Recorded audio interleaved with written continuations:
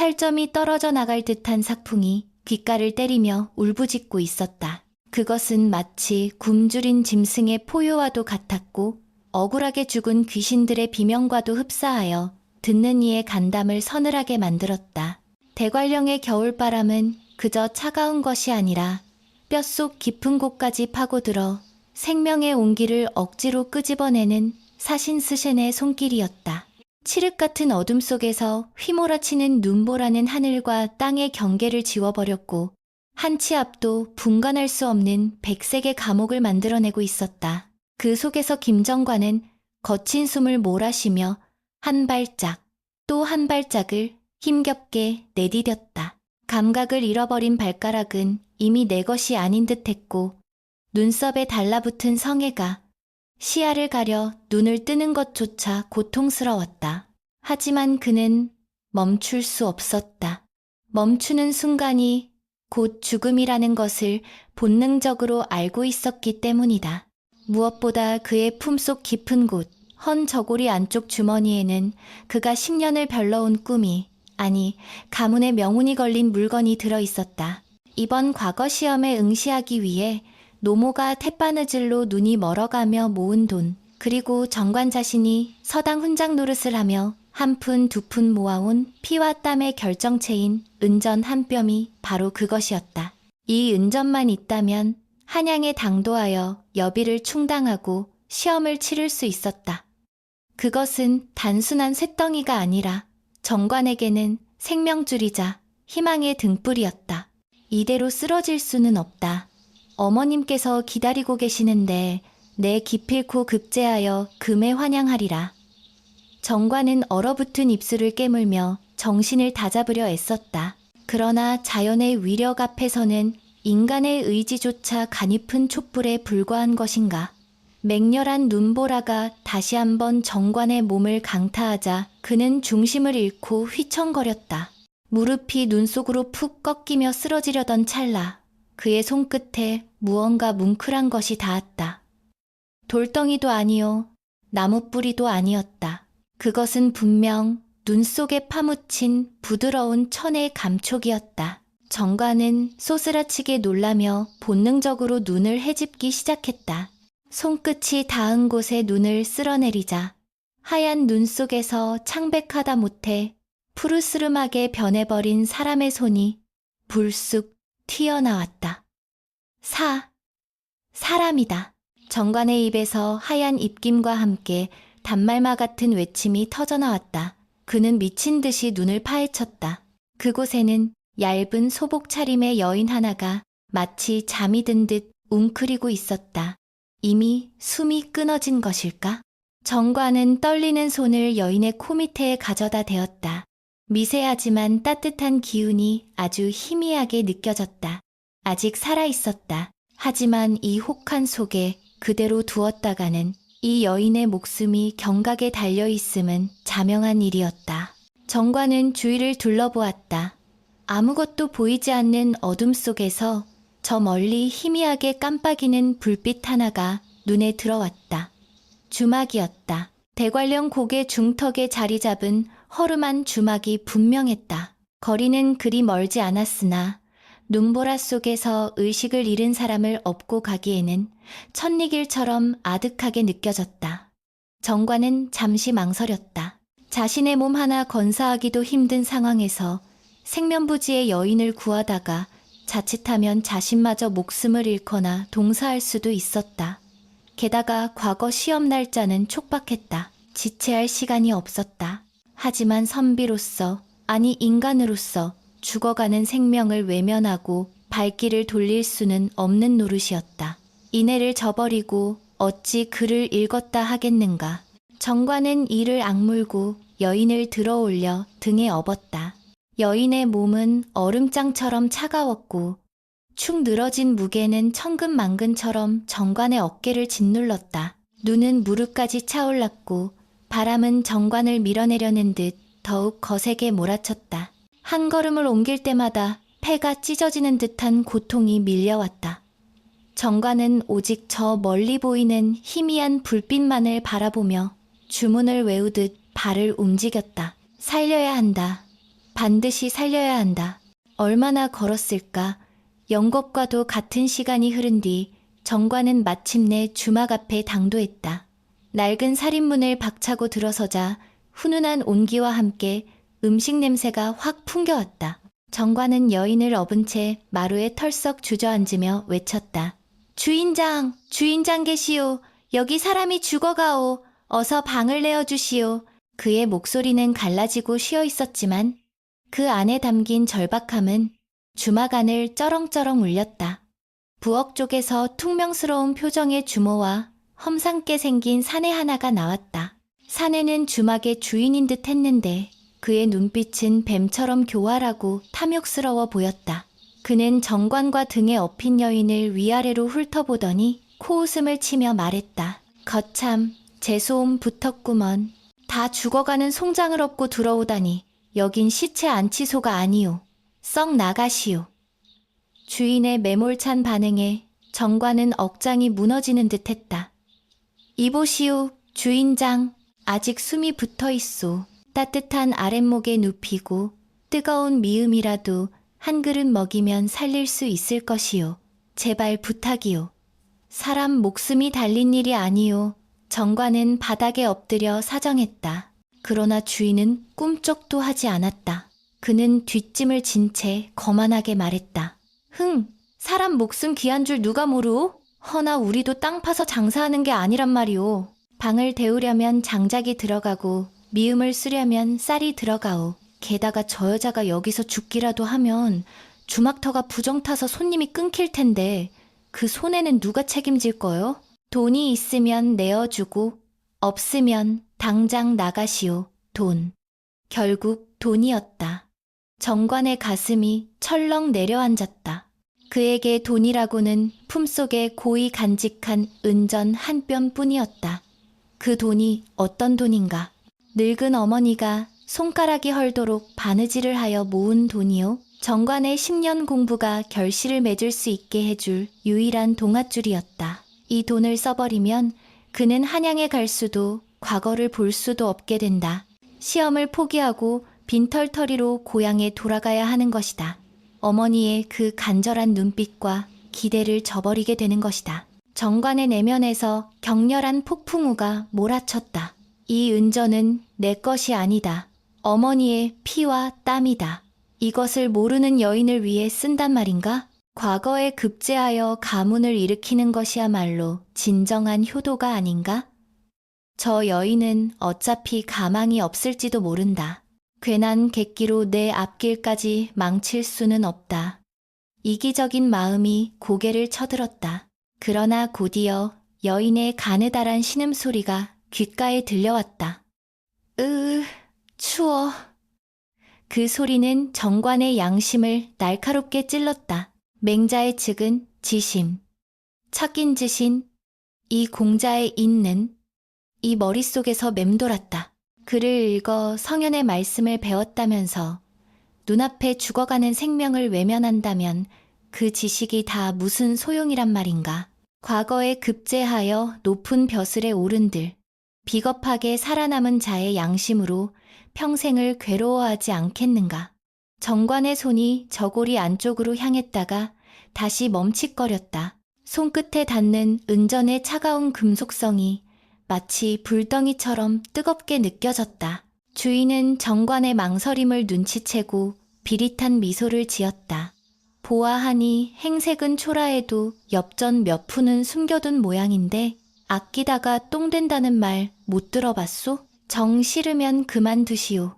우리는 이만 들어가서 잘 테니 문 밖에서 얼어 죽든 말든 맘대로 하시오.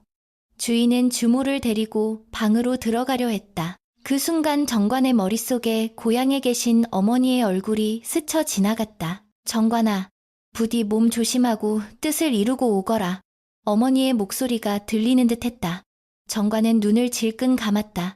그리고 결단을 내렸다. 사람을 살리는 것이야말로 하늘의 뜻이며 어머니께서도 비록 아들이 과거를 보지 못하더라도 사람을 구한 일을 나무라지는 않으셨을 것이다. 기다리시오. 정관의 외침에 주인이 멈춰섰다. 정관은 떨리는 손으로 품속에서 은전 한 뼘을 꺼냈다. 호롱불 빛을 받아 번쩍이는 은전을 본 주인의 눈이 휘둥그레졌다. 그것은 엽전 몇 푼 따위가 아닌 귀하디 귀한 은전이었다. 주막에서 며칠을 묵고도 남을 큰돈이었다. 정관은 그 은전을 탁자 위에 쾅 소리가 나도록 내려놓았다. 그의 손은 부들부들 떨리고 있었지만 눈빛만은 결연했다. 이것이면 되겠소? 방을 가장 뜨겁게 데워주시오. 그리고 가장 좋은 약과 미음을 대령하시오. 남는 돈으로는 이 여인이 기운을 차릴 때까지 보살펴 주시오. 내 모든 것을 내놓는 것이니 만약 소홀히 한다면 하늘이 용서치 않을 것이오. 정관의 목소리에는 비장함마저 감돌았다. 주인은 은전을 낚아채듯 집어들고 이유로 깨물어 보더니 탐욕스러운 웃음을 터뜨렸다. 아이고 선비님, 진작 이렇게 나오셨으면 제가 업고 방으로 모셨지요. 염려 마십시오.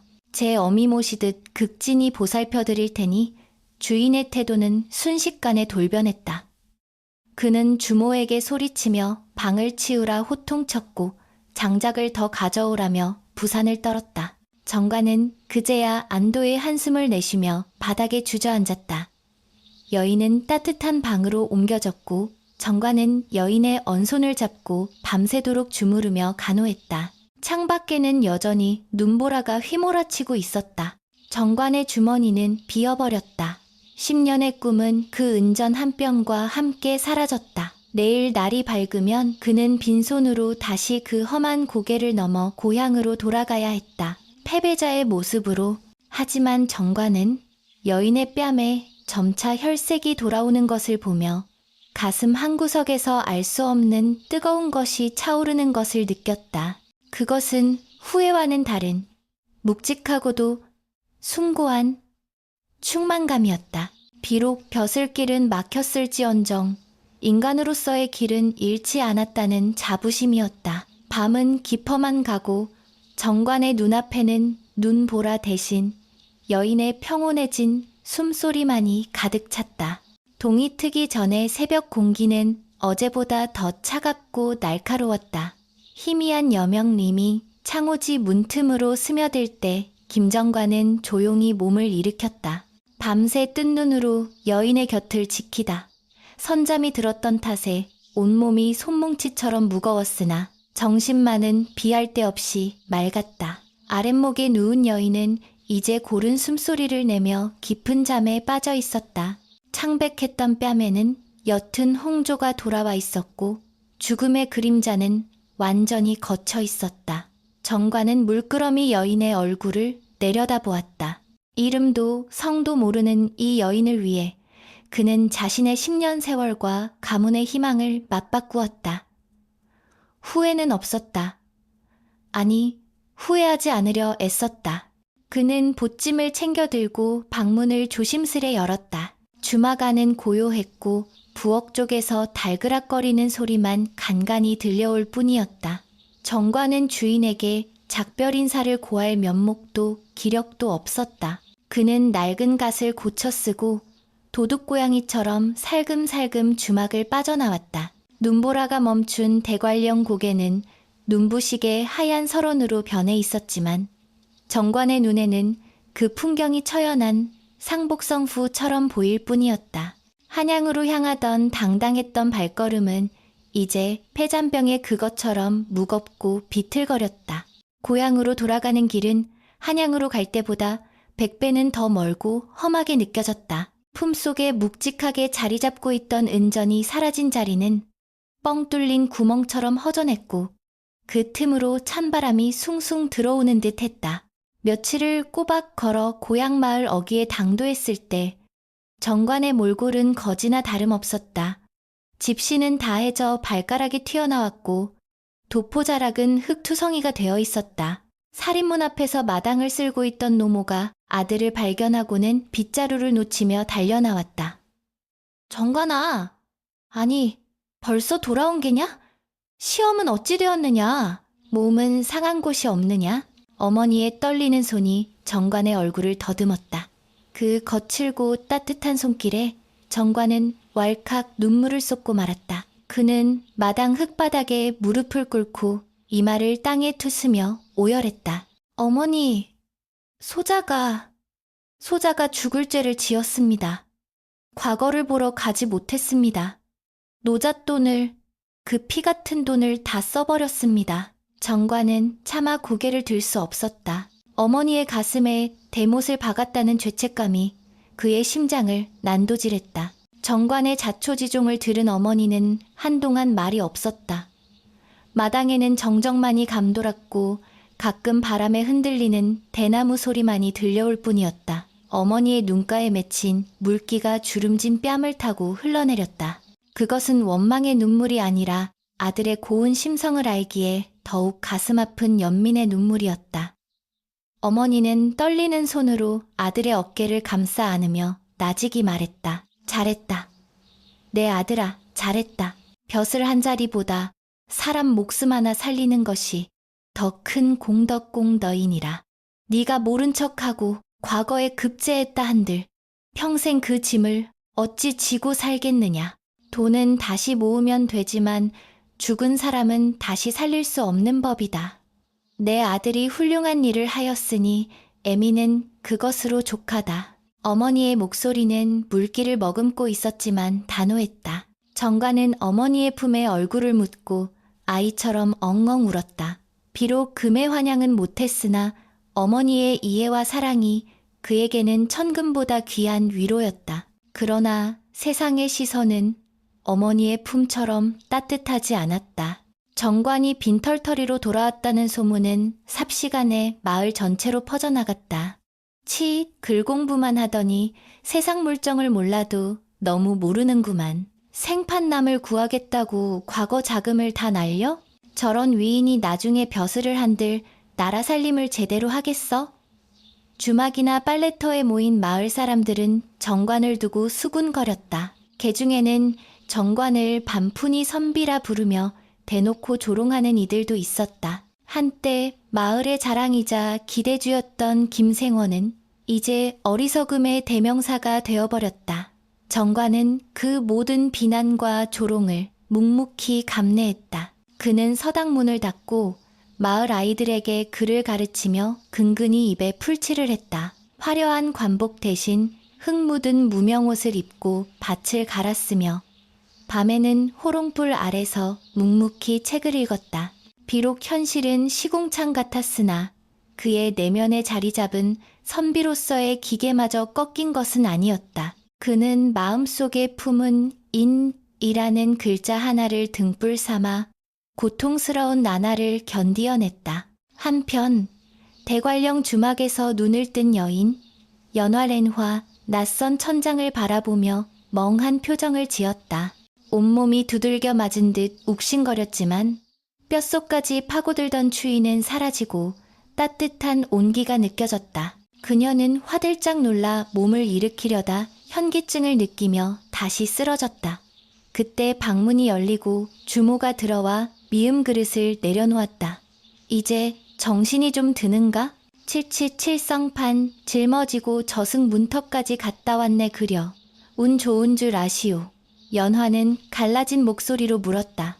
여기가 어디입니까? 저를 누가 구해준 것입니까? 주모는 입을 삐죽거리며 대답했다. 대관령 주막일세. 웬 젊은 선비 하나가 자네를 업고 들어왔지.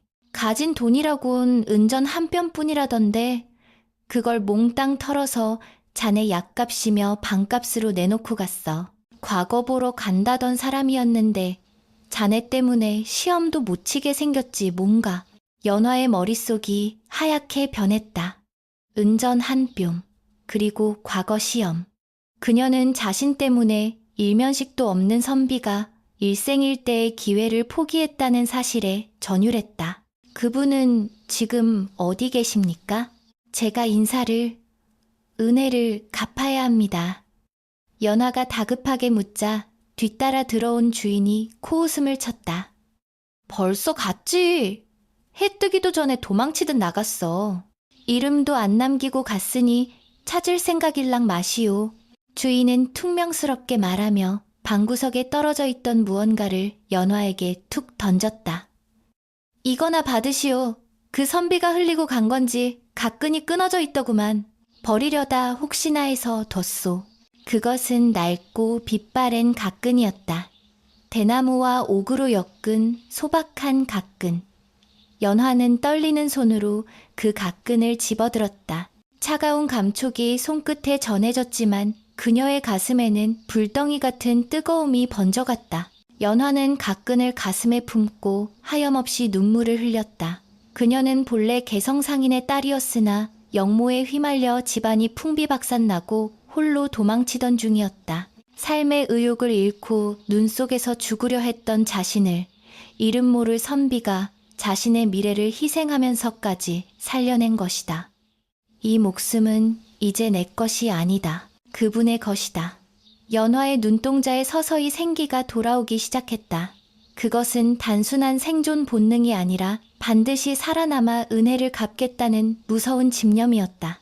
그녀는 며칠 뒤 몸을 추스르자마자 주막 주인에게 밥값 대신 일을 하겠다며 매달렸다. 거친 설거지와 빨래, 장작 패기까지 마다하지 않았다.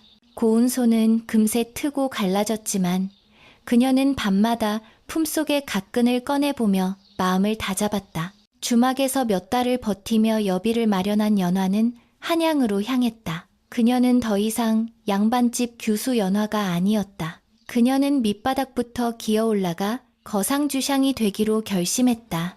돈이 있어야 사람을 부릴 수 있고 힘이 있어야 은인을 찾을 수 있음을 뼈저리게 깨달았기 때문이다. 한양의 시전식 바닥에서 그녀는 짐꾼 노릇부터 시작했다. 남자들도 힘겨워하는 지게를 지고 억척스럽게 물건을 날랐다. 남들이 버린 채소 찌꺼기를 주워 먹으며 허기를 채웠고 다리 밑 거지소굴에서 잠을 청했다. 그러나 그녀의 눈빛만은 형형하게 빛났다. 상인들이 셈을 치르는 방식을 어깨너머로 배우고 물건의 시세를 파악하는 안목을 길렀다. 그녀의 명석한 두뇌와 독한 근성은 곧 시전 상인들의 눈에 띄기 시작했다. 저 계집 눈매가 예사롭지 않아. 독종이야 독종. 연화는 수모와 멸시를 밥 먹듯 당하면서도 가끈을 쥐며 주문처럼 되뇌었다. 천냥 아니만 양을 벌리라. 그리하여 언젠가 그분 앞에 떳떳이 서서 이 은혜를 갚으리라. 차가운 바람이 부는 한양거리, 녹말을 걸친 연화의 모습 뒤로 거대한 상단상퇴의 행수가 될 미래의 그림자가 어렴풋이 드리우고 있었다. 두 사람의 운명은 그렇게 정반대의 길을 향해 걷잡을 수 없이 흘러가고 있었다. 세월은 유수료와 같다 하더니 강산이 변한다는 10년의 시간이 눈 깜짝할 사이에 흘러갔다. 그동안 김정관의 얼굴에는 깊은 주름이 패였고 검던 머리칼에는 희끗희끗한 서리가 내려앉았다. 어머니는 7년 전 아들의 급제를 보지 못한 한을 품은 채 눈을 감으셨고 홀로 남은 정관은 마을 어귀의 작은 서당에서 학동들을 가르치며 적막한 삶을 이어가고 있었다. 그러나 세상은 어지러웠고 인심은 흉흉했다.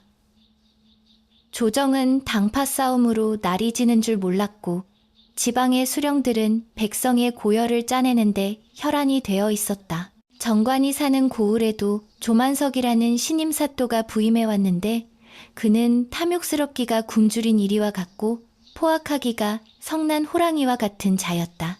부임 첫날부터 관아의 곡간을 채운다는 명목으로 터무니없는 세금을 부과했고 이에 항의하는 백성들을 곤장으로 다스려 곡소리가 끊이지 않게 했다. 꼿꼿한 선비의 성정을 지닌 정관이 이를 보고만 있을 리 만무했다.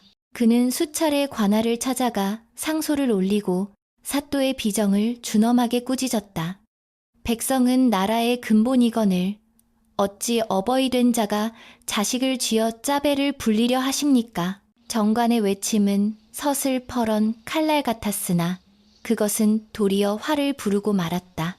네 이놈, 감히 촌구석의 일개 훈장 따위가 관의 일에 간섭을 해? 내 놈이 백성들을 선동하여 밀란이라도 꾸미려는 게지? 조만석은 정관을 눈엣 가시처럼 여겨오던 터라 그를 영모 죄인으로 몰아 옥에 가두어 버렸다. 차가운 돌바닥과 습한 곰팡이 냄새가 진동하는 감옥 안에서 정관은 모진 고문을 당했다. 정강이가 으스러지는 듯한 줄이 틀기에도 그는 비명 한 번 지르지 않고 사또를 노려보았으나 돌아오는 것은 더 가혹한 매질 뿐이었다. 며칠을 굶고 피투성이가 된 채 옥바닥에 쓰러져 있는 정관의 모습은 흡사 도살장에 끌려온 짐승과 다를 바 없었다. 그의 의식은 점차 흐려져 갔고 죽음의 그림자가 턱 밑까지 차올랐다. 어머니, 불효자는 결국 뜻을 펴보지도 못하고 이렇게 갑니다. 의를 지키려 했으나 힘없는 정의는 무능일 뿐이었습니다. 정관은 10년 전 눈보라 속에서 자신이 내렸던 선택을 떠올렸다. 그때 그 은전으로 과거를 보았더라면 지금쯤 높은 벼슬에 올라 세상을 바로잡을 수 있었을까? 부질없는 가정, 이 머릿속을 맴돌다 흩어졌다. 그러던 어느 날 조용하던 고을이 발칵 뒤집히는 일이 벌어졌다. 한양에서 조선 팔도의 상권을 쥐락펴락한다는 거상주상, 금화상단, 진화성퇴의 행차 소식이 들려온 것이다. 금화상단은 왕실의 진상품을 납품하고 청나라와 무역을 독점하는 그야말로 돈으로 성을 쌓을 수 있다는 전설적인 상단이었다. 고을 어기부터 요란한 꽹과리 소리와 함께 비단 깃발이 나부꼈고 수십 마리의 말과 가마꾼들이 줄을 지어 들어오는 모습은 마치 왕의 행차를 방불케 했다. 그 행렬의 중심에는 화려한 금박으로 장식된 가마 하나가 위용을 뽐내며 자리 잡고 있었다. 탐관오리 조만석은 버선발로 뛰어나가 상단을 맞이했다. 그의 눈은 상단이 싣고 온 막대한 재물을 보며 탐욕으로 번들거렸다. 아이고, 귀하신 대행수다왕님께서 이 누추한 곳까지 어인 행차십니까? 소인이 진작 마중을 나갔어야 하는데 결례를 범했습니다. 사또는 굽신거리며 가마문이 열리기를 기다렸다. 이윽고 가마문이 열리고 한 여인이 모습을 드러냈다. 그녀의 등장은 주변의 공기를 일순간에 바꿔놓았다. 붉은 비단 치마에 금실로 수놓은 저고리를 입고 머리에는 화려한 옥떨잠을 꽂은 그녀의 자태는 눈이 부실 지경이었다. 하지만 무엇보다 사람들을 압도하는 것은 그녀의 미모가 아니라 서리빨처럼 차갑고도 도도한 눈빛이었다. 그녀는 10년 전 대관령 눈 속에 파묻혀 죽어가던 그 연화였다. 그러나 지금의 그녀에게서 과거의 나약하고 초라한 모습은 털끝만큼도 찾아볼 수 없었다. 그녀는 철의 여인이라 불리는 금화상단의 대행수, 연화로서 그곳에 서 있었다. 그녀는 사또의 아첨을 싸늘한 눈길로 일별하고는 차갑게 입을 열었다. 사또, 긴 말은 필요 없습니다. 네, 이번에 이 고을의 특산물인 인삼과 약재를 전량 매입하고자 왔소. 거래가 성사된다면 관아의 곡간을 넉넉히 채워줄 뒷돈도 준비해 두었지요. 돈 냄새를 맡은 조만석의 입이 귀에 걸렸다. 연화는 관아의 안채로 안내되었고 진수성찬이 차려진 주안상이 들어왔다. 조만석은 연화의 비위를 맞추느라 여념이 없었다. 술잔이 몇 순배 돌고 분위기가 무르익을 무렵 연화가 무심한 듯 툭 던지듯 물었다. 헌데 들어오는 길에 보니 옥사에 죄인이 하나 갇혀있는 듯 하던데 무슨 흉악범이기에 저리 삼엄하게 지키는 게요? 조만석은 혀를 차며 대답했다. 아, 그놈 말입니까? 김정관이라는 총구석 훈장놈인데 아주 악질입니다. 관의 일에 사사건건 시비를 걸고 백성을 선동하여 난을 일으키려 한 역적놈이지요. 내 본보기로 삼아 내일 당장 처형할 생각이오. 연화의 손끝이 미세하게 떨렸으나 그녀는 찻잔을 들어 입술을 가리는 것으로 동요를 감추었다. 호, 역적이라. 내 장사치라 그런지 불길한 것은 딱 질색이오. 거래를 트기 전에 그 죄인의 면상이나 한번 봅시다. 얼마나 흉악하게 생겼는지 궁금하군요. 조만석은 즉시 옥졸들에게 명하여 정관을 끌어내라 했다. 잠시 후 피투성이가 된 정관이 질질 끌려와 마당에 내동댕이 쳐졌다. 헝클어진 머리카락 사이로 드러난 그의 얼굴은 멍과 핏자국으로 얼룩져 있어 본래의 모습을 알아보기 힘들 정도였다. 정관은 힘겹게 고개를 들어 앞을 보았다. 화려한 비단옷을 입고 높은 마루에 앉아 자신을 내려다보는 여인. 눈이 부셔서 제대로 볼 수는 없었지만 어딘가 낯익은 기운이 느껴졌다. 하지만 10년이라는 세월과 신분의 격차는 그 희미한 기억조차 가로막고 있었다. 정관의 눈에는 그저 권력에 기생하는 또 하나의 거만한 부자, 탐관오리의 벗으로 보일 뿐이었다. 그는 경멸 어린 눈빛으로 연화를 노려보았다. 천한 장사치가 관원과 결탁하여 백성의 고혈을 빨아먹으려 하는가. 내 비록 죽어서 귀신이 될지언정 너희들의 추악한 행태를 저주하리라. 정관은 쉰 목소리로 일갈했다. 그 순간 연화의 심장은 천 갈래 만 갈래로 찢어지는 듯 했다. 10년을 하루같이 그리워하며 찾아 헤매던 은인, 자신의 생명을 구해준 그 고결한 선비가 지금 눈앞에서 처참한 몰골로 죽음을 기다리고 있었다. 당장이라도 달려가 그를 끌어안고 나를 모르시겠습니까? 내가 그때 그 연화입니다 라고 외치고 싶었다. 하지만 그녀는 주먹을 꽉 쥐어 손톱이 살을 파고들게 함으로써 그 충동을 억누를 수 있었다. 지금 감정에 휘둘려 정체를 드러냈다가는 탐욕스러운 조만석이 무슨 짓을 꾸밀지 알 수 없었다. 돈에 미친 자는 인지를 잡으면 더 큰 것을 요구하는 법이다. 정관을 완벽하게 그리고 안전하게 구해내기 위해서는 더욱 냉혹해져야만 했다. 연화는 끓어오르는 피눈물을 삼키며 세상에서 가장 차가운 표정을 지었다. 꼴을 보아하니 역적질은커녕 제 밥벌이도 못하게 생겼군요. 연화는 코웃음을 치며 비단 부채로 코를 막는 시료를 했다. 냄새가 고약하여 비위가 상하는구려. 사또, 내일 처형한다 하셨소? 내 장사에 부정이 탈까 두려우니 기왕이면 오늘 밤 안으로 조용히 처리해 주시오. 쥐새끼 한 마리 죽는다고 누가 신경이나 쓰겠소. 괜히 시끄럽게 만들지 말고 쥐도 새도 모르게 없애버리는 것이 상책일 것이오. 연화의 매몰찬 말에 정관의 동공이 흔들렸다. 그나마 일말의 양심이라도 있을까 기대했건만 저 화려한 여인 또한 썩어빠진 세상의 부속품에 불과했던 것이다. 정관은 허탈한 웃음을 흘렸다. 하하하, 과연 유유상종이라더니 내 눈이 멀었도다. 저런 유물 같은 계집에게 기대를 걸다니. 정관은 고개를 떨구었다. 모든 희망이 사라진 자리에는 깊은 절망과 체념만이 남았다. 조만석은 연화의 비위를 맞추느라 굽실거렸다. 아묘, 대행 스님의 말씀이 100번 지당하십니다. 오늘 밤 당장 사약을 내리든 목을 베든하여 깨끗이 치워버리겠습니다. 그러니 염려 마시고 저희와의 거래에만 집중해 주십시오. 조만석은 옥졸들에게 눈짓을 보내 정관을 다시 감옥으로 끌고 가라 명했다. 짐승처럼 끌려가는 정관의 뒷모습을 바라보는 연화의 눈동자가 격렬하게 흔들렸다. 그녀의 부채 뒤로 가려진 입술은 피가 맺히도록 깨물려 있었다. 조금만 참으십시오, 선비님. 오늘 밤이 지나면 모든 것이 바뀔 것입니다.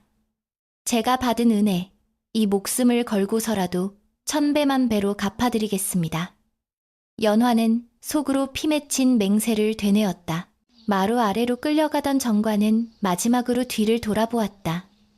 화려한 연등 불빛 아래 앉아있는 연화의 모습이 10년 전 눈보라 속에서 보았던 환영처럼 아른거렸다. 하지만 굳게 닫힌 옥문은 그 마지막 시선마저 무정하게 차단해버렸다. 차가운 쇠창살 소리와 함께 정관은 다시 어둠 속으로 내동댕이 쳐졌고 밖에서는 연화와 조만석의 가식적인 웃음소리가 밤하늘로 흩어지고 있었다. 그것은 폭풍전야의 고요함이자 운명의 수레바퀴가 가장 크게 엇갈리는 비극의 밤이었다. 칠흑 같은 어둠이 깔린 관아의 안채는 촛불만이 일렁이며 기묘한 그림자를 만들어내고 있었다.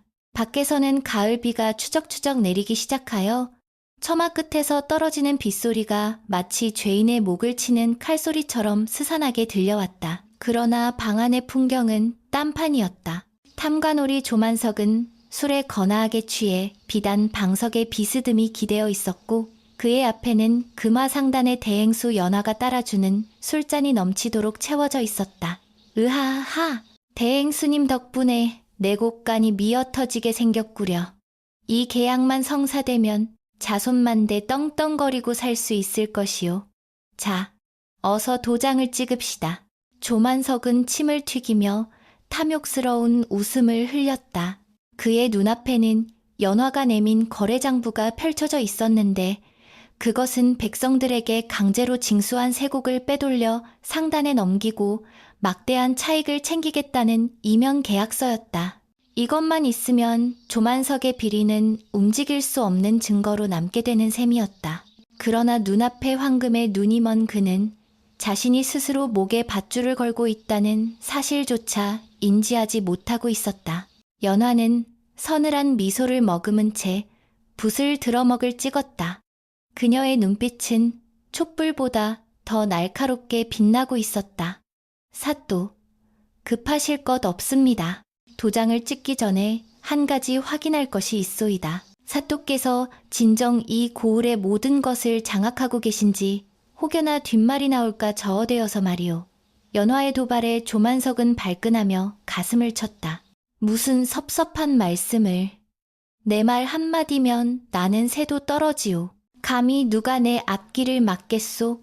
저 감옥에 처박힌 훈장놈처럼 개죽음을 당하고 싶지 않다면 모두가 내 발 아래 엎드릴 것이오. 조만석은 자신의 권력을 과시하기 위해 관아의 비밀 장부까지 꺼내어 흔들어 보였다. 보시오. 이게 다 내가 긁어모은 재물이오. 이 고을의 땅, 집, 심지어 백성들의 목숨까지 다 내 것이란 말이오. 그 순간 연화의 표정이 순식간에 싸늘하게 굳어졌다. 그녀는 손에 들고 있던 붓을 탁자 위에 내려놓으며 나직이 말했다. 그렇군요. 백성의 목숨을 파리 목숨처럼 여기고 국법을 어기며 사리사욕을 채운 죄. 이제야 명백히 자백하시는군요. 조만석은 의아한 듯 눈을 깜빡였다. 뭐라? 지금 그게 무슨 소리요? 연화는 자리에서 벌떡 일어나며 소매 속에 감추어 두었던 작은 깃발을 꺼내어 창밖으로 던졌다. 그것은 신호였다. 정적을 깨고 관아의 담장 밖에서 우레와 같은 함성이 터져나왔다. 암행어사 출두야! 암행어사 출두야! 그 소리는 천둥 소리보다 더 크고 웅장하여 관아 전체를 뒤흔들었다. 조만석의 술이 확 깨는 순간이었다. 그는 사색이 되어 자리에서 일어나려 했으나 다리가 풀려 털썩 주저앉고 말았다. 아, 암행어사라니? 이게 대체 무슨... 육모방망이를 든 역졸들이 벌떼처럼 들이닥쳐 관아의 문을 부수고 들어왔다. 혼비백산한 이방과 포졸들은 도망치기에 바빴으나 이미 포위망은 좁혀져 있었다. 그리고 그 혼란의 중심에 남루한 옷차림을 한 사내 하나가 마페마파를 번쩍 들어올리며 나타났다. 그는 바로 연화가 상단을 이끌고 한양에서 내려올 때 짐꾼으로 위장하여 잠입시켰던 암행어사였다. 죄인 조만석은 듣거라. 내 놈의 탐욕이 하늘을 찌르고 백성의 원성이 땅을 뒤덮었으니 이제 왕명으로 너를 단죄하노라. 암행어사의 호령이 떨어지자 역졸들이 달려들어 조만석을 포박했다. 조만석은 발버둥치며 연화를 노려보았다. 네, 내년이 나를 속였구나. 감히 나를 함정에 빠뜨려? 연화는 차가운 눈으로 그를 내려다보며 말했다. 나는 장사치라 이득이 없는 거래는 하지 않소. 너 같은 탐관오리와 손을 잡는 것은 믿지는 장사지. 내 거래 상대는 오직 정의와 백성뿐이오. 조만석은 처절한 비명을 지르며 끌려나갔다. 소란이 진정되자 연화는 급히 옥사로 향했다. 그녀의 심장은 터질 듯이 뛰고 있었다. 빗줄기는 굵어졌지만 그녀는 아랑곳하지 않았다. 옥졸들이 황급히 옥문을 열자 키키한 냄새와 함께 어둠 속에 웅크리고 있던 정관의 모습이 드러났다. 그는 밖의 소란을 듣고 자신의 처형 시간이 앞당겨진 줄로만 알고 있었다. 옥문이 열리는 소리에 정관은 담담히 눈을 떴다. 이제 때가 되었는가? 내 발로 걸어나갈 테니 손대지 마라. 정관은 비틀거리는 몸을 일으켜 세우며 의연하게 걸어나왔다. 그러나 그의 눈앞에 펼쳐진 광경은 참수대가 아니었다. 수많은 횃불이 마당을 밝히고 있었고 그 가운데 아까의 그 오만했던 거상, 연화가 비에 젖은 채 서 있었다. 그녀의 눈에서는 하염없이 눈물이 흐르고 있었다. 정관은 어리둥절하여 멈칫했다. 이게 무슨 일이오? 사또는 어디 가고? 그의 말이 채 끝나기도 전에 연화가 흙바닥에 털썩 무릎을 꿇었다. 화려한 비단 치마가 진흙탕에 더러워지는 것 따위는 안중에도 없었다. 그녀는 정관을 향해 큰 절을 올렸다. 이마가 땅에 닿도록 깊이 숙인 머리는 한참 동안 들릴 줄을 몰랐다. 정관은 당황하여 뒷걸음질 쳤다. 이보시오 대행수, 이게 무슨 해괴한 짓이오? 나를 조롱하는 것이오?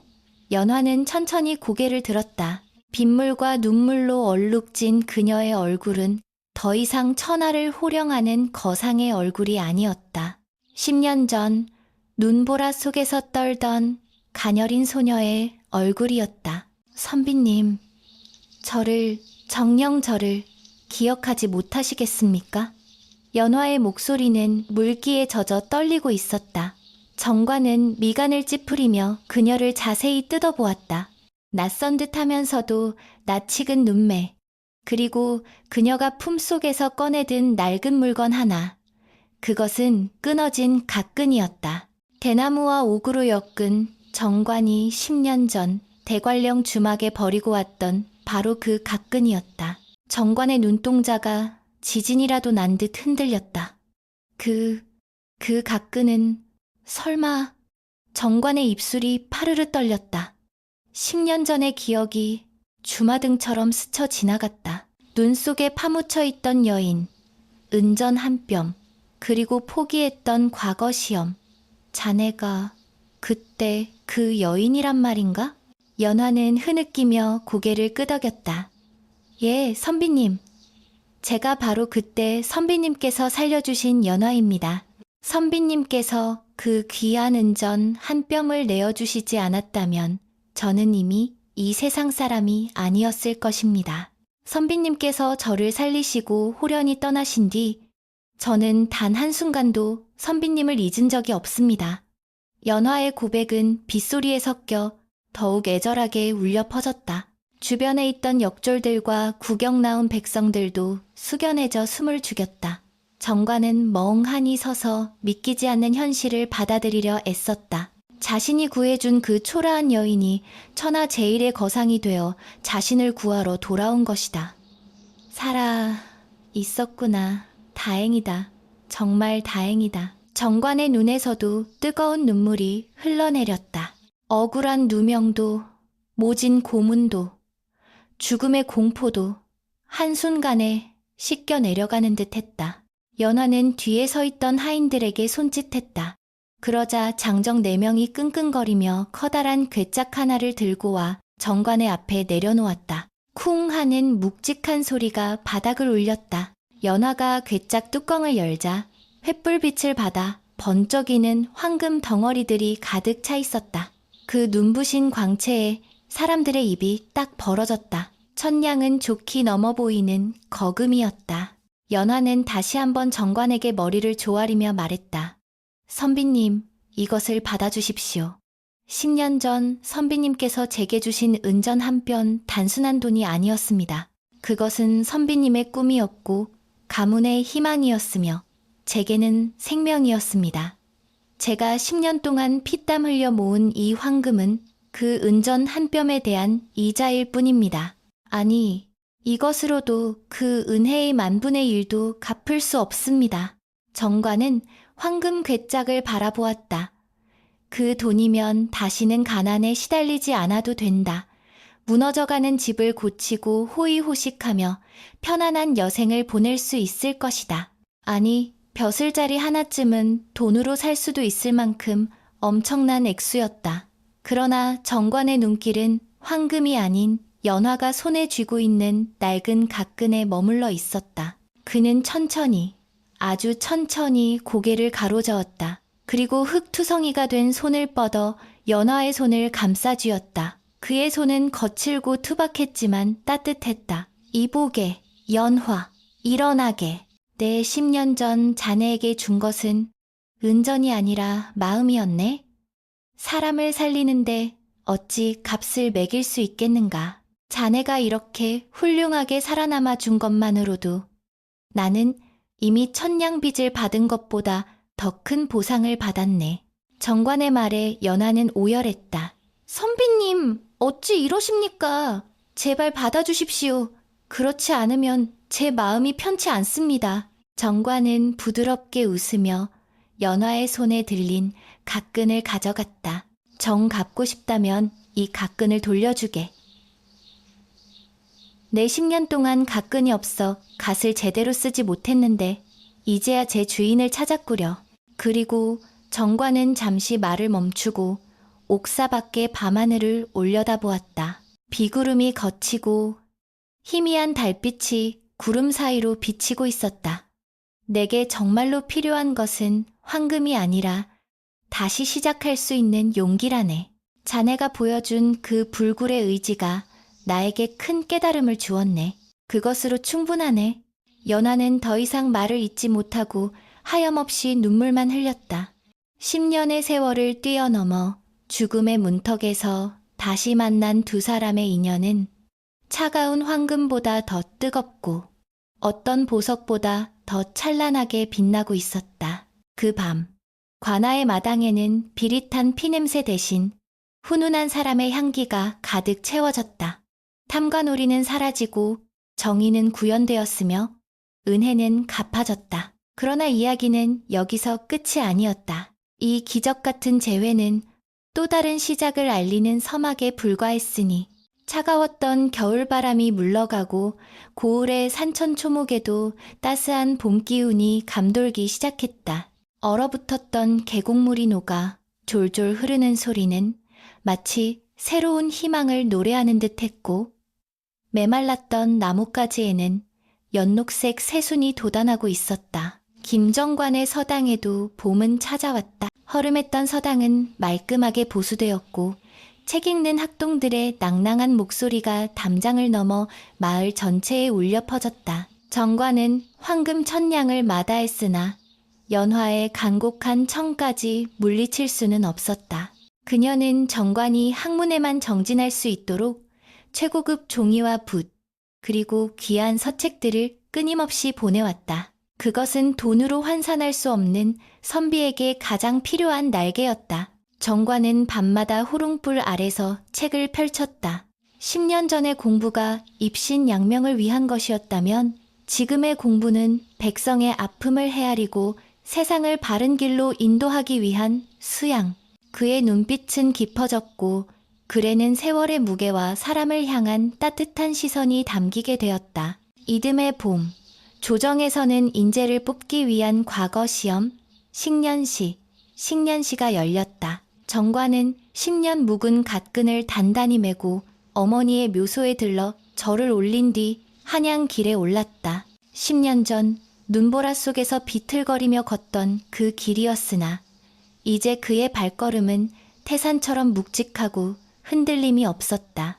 품속에는 은전 한 뼘 대신 연화가 손수 지어준 무명 두루마기와 그녀의 믿음이 가득 채워져 있었다. 한양의 과거장에는 전국 팔도에서 모여든 내로라 하는 인재들로 인산인해를 이루었다. 시제시다가 걸렸다.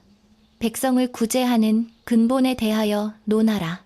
정관은 붓을 들어먹을 듬뿍 찍었다. 머뭇거림은 없었다. 그는 화려한 미사여구나 고리타분한 경전을 인용하는 대신 자신이 겪었던 대관령의 눈보라와 은전 한 뼘, 그리고 탐관오리의 폭정 아래서 신음하던 백성들의 삶을 담담하게 써내려갔다. 진정한 정치는 곳간을 채우는 것이 아니라 얼어 죽어가는 사람에게 자신의 겉옷을 벗어주는 마음에서 시작된다는 것을. 그의 문장은 빗물처럼 자연스럽게 흘러 거침이 없었고 그 안에 담긴 진심은 읽는 이의 심금을 울리는 힘이 있었다. 시험 결과가 발표되는 날, 방방곡곡에 방이 나붙었다. 장원급제 김정관. 그의 이름이 맨 꼭대기에 붉은 글씨로 선명하게 적혀 있었다. 임금은 정관의 답안을 읽고 감탄하여 친히 그를 불렀다. 그대의 글에는 흙냄새와 사람 냄새가 나는구나. 과인이 찾던 인재가 바로 여기 있었도다. 임금은 정관에게 홍패와 어사와 유포와를 하사했다. 10년을 돌아온 길이었으나 그 늦음이 결코 헛되지 않았음을 증명하는 순간이었다. 정관이 금에 환영하여 고향으로 돌아오던 날, 마을은 잔치 분위기로 들썩였다. 과거 그를 조롱했던 사람들은 머리를 조아리며 부끄러워했고 아이들은 그의 뒤를 따르며 환호했다.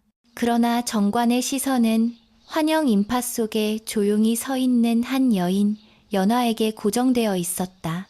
그녀는 멀리서 빙그레 웃으며 그를 바라보고 있었다.